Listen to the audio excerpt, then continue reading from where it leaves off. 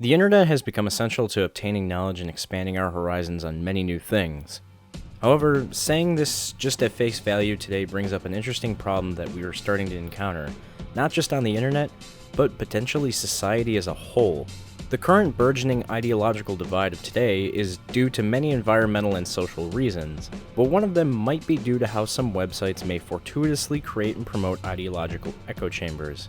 With the amount of information and opinions on the internet, you'd think you'd want to see every point, counterpoint, thesis, antithesis to every idea ever, but that wouldn't explain how some extreme ideas that seem ridiculous today are seeping their way into public consciousness again. Massive disclaimer, I am going to stay as apolitical as I possibly can, but I will speak my mind about the more troublesome and sensitive aspects of the subject warrants it.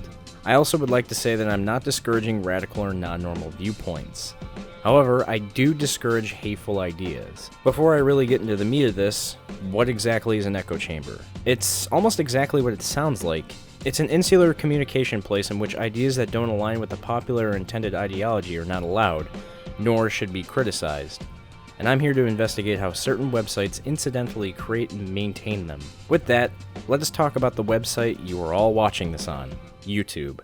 I chose YouTube for the top of this topic not only due to how much there is on almost everything you can think of, but of how much of one thing you can actually find by suggested and browse features. For instance, if I made an account and started only searching up videos about conspiracies, YouTube is going to log that data and make an algorithm specifically catered to my taste in videos. Incidentally, there might be counter-arguments and videos to some of the ridiculous claims about certain subjects. But does that really mean YouTube is intentionally trying to be intellectually honest in presenting and promoting these types of videos to a specific account? Really, it comes down to just promoting engagement on the website. YouTube really doesn't have any duty to keep us motivated to seek other answers or viewpoints when participating in discourse or just spectating it. Remember that YouTube is run for profit. They don't really even promote much educational or intellectually laden content, as it really isn't seen as their responsibility. It also isn't the videos that they promote either that contribute to this. It also has to do with how these videos are engaged with. To help frame my point visually, I'm going to use the skeptic community as an example just because of how popular they are on this platform and how everyone involved may be adding to the cacophony of their own echo chambers. Refer to my disclaimer before commenting, please. As for people with large platforms, there is so much room for misuse of influence. I used to watch The Amazing Atheist a few years ago, but there's a problem if I can't see myself being able to have a good debate with him.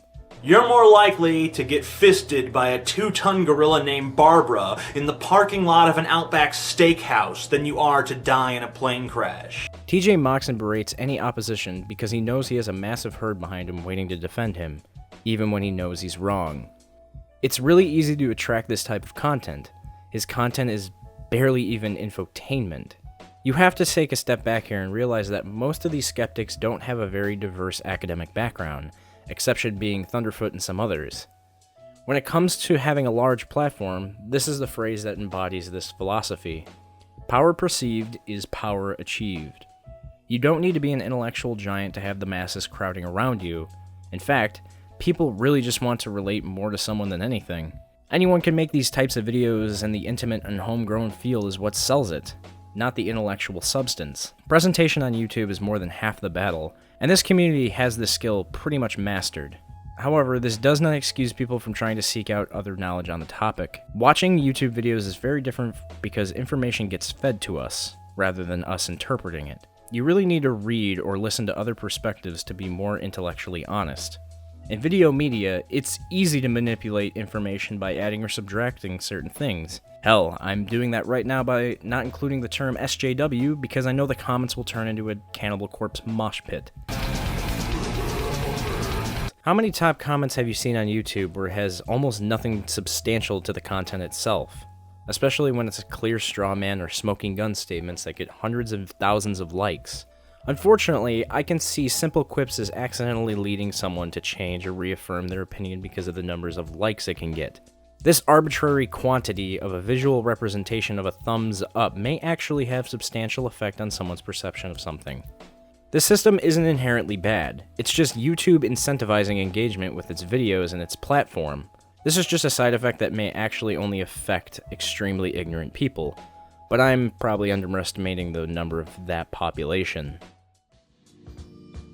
A common criticism of Reddit is that it's mostly an echo chamber. While there exist tons of subreddits that embody differing political and social philosophies, most of what is popular and true on Reddit is very clear by what is presented on its front page. In terms of how Reddit works as a system, it's quite similar to YouTube.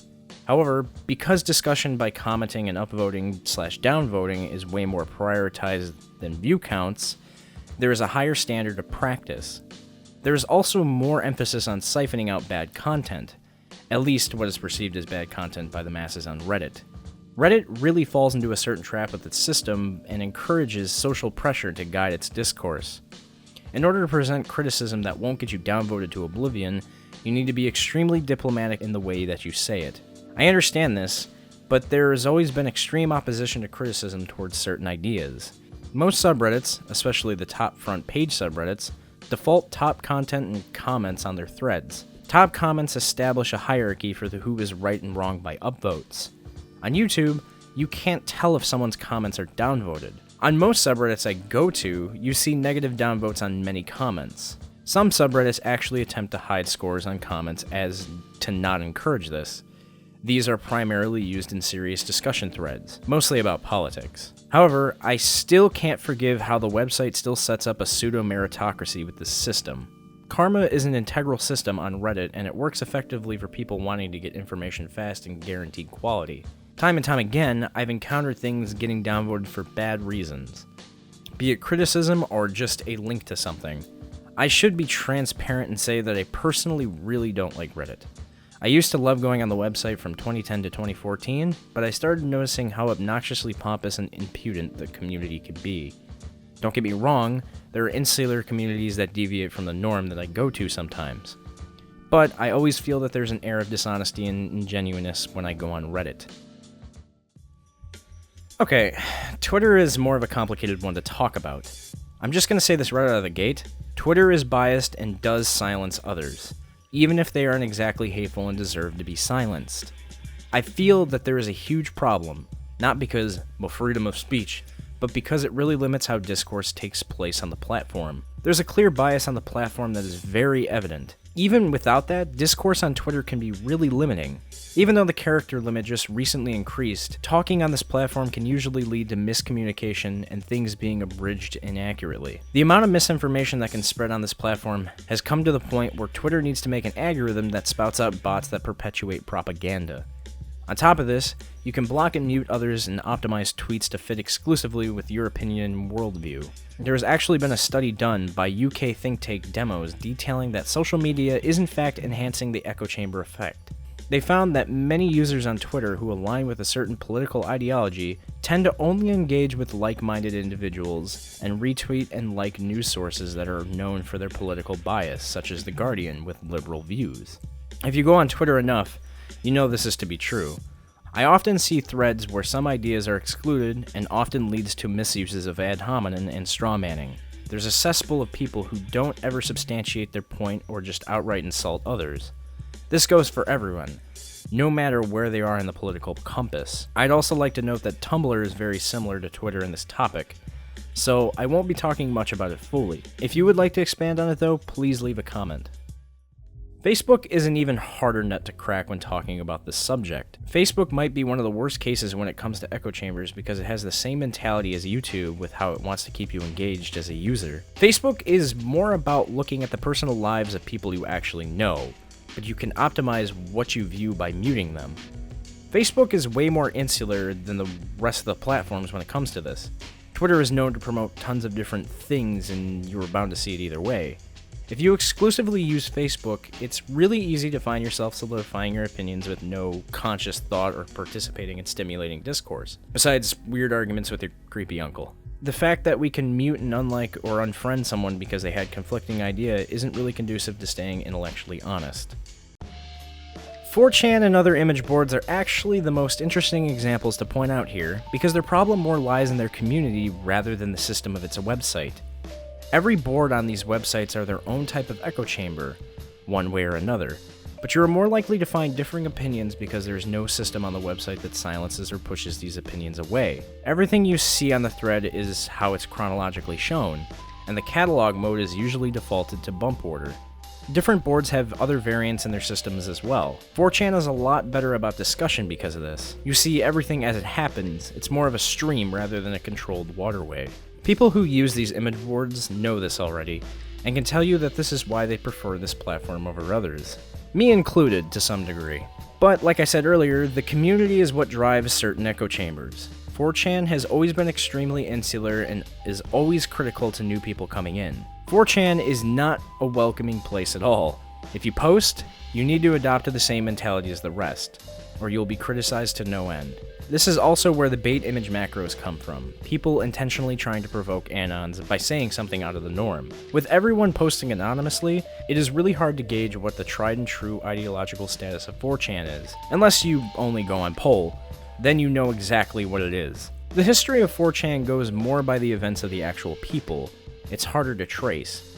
Because of this, 4chan is one of the most unique cases to talk about. The culture on 4chan is what drives its echo chambers, but it isn't further cemented by a web system. There is nothing wrong with associating with like-minded individuals on the internet. I hope you didn't get that impression from this video. I just wanted to help rationalize why some discourse on the internet may be changing. Please provide feedback and added discourse in the comments. Just remember that the place discourse is held ultimately affects the quality of it.